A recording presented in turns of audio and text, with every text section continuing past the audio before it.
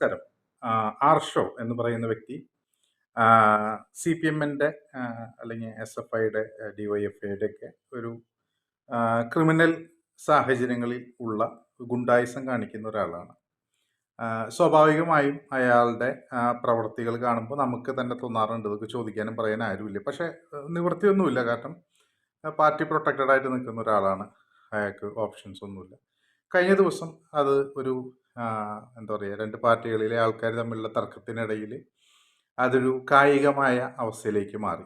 അപ്പോൾ ഇവിടുത്തെ പ്രശ്നം അതായത് ഇപ്പോൾ ഗുണ്ടായിസം കാണിക്കുന്നു എന്നുള്ളത് ജനാധിപത്യത്തിൽ ചർച്ചകളാണ് എന്ന് മനസ്സിലാക്കുന്ന ഒരു കാലഘട്ടത്തിൽ നിൽക്കുമ്പോൾ നമ്മൾ ഗോത്രകാലത്താണ് കയ്യൂക്കുള്ളവൻ കാര്യക്കാരൻ എന്നുള്ളത്. അതായത് പണ്ട് നമ്മൾ ചേകവന്മാരെ കാശ് കൊടുത്തിട്ട് ജയിക്കുന്ന ആള്, അങ്ങനെ ഒരു നീതി ഉണ്ടായിരുന്ന പോലെ ഒരു കാട്ടുനീതിയാണത്.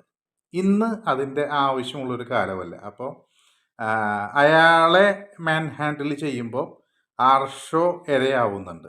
അയാൾക്ക് രണ്ടും കിട്ടണം എന്നൊക്കെ നമുക്ക് തോന്നുന്നുണ്ടാവും, അത് വേറെ പ്രശ്നമാണ്. പക്ഷേ അത്തരത്തിലൊരു മാൻ ഹാൻഡ്ലിങ്ങിലൂടെയല്ല അത് നടക്കേണ്ടത്. അതിന് ജനാധിപത്യം സുഗമമായി പ്രാക്ടീസ് ചെയ്യാനും കോടതികളൊക്കെ ഈ പറഞ്ഞതുപോലെ ഒരു 500 കൊല്ലത്തേക്കൊക്കെ കേസെടുത്ത് വെക്കുന്ന രീതി മാറ്റിയിട്ട് ഇതിൻ്റെയൊക്കെ പെട്ടെന്ന് പരിപാടികൾ തീർക്കുന്നൊരവസ്ഥയിലേക്കും വന്നാൽ നമ്മൾ ഇതിനെ മാറ്റി മറികടക്കാം.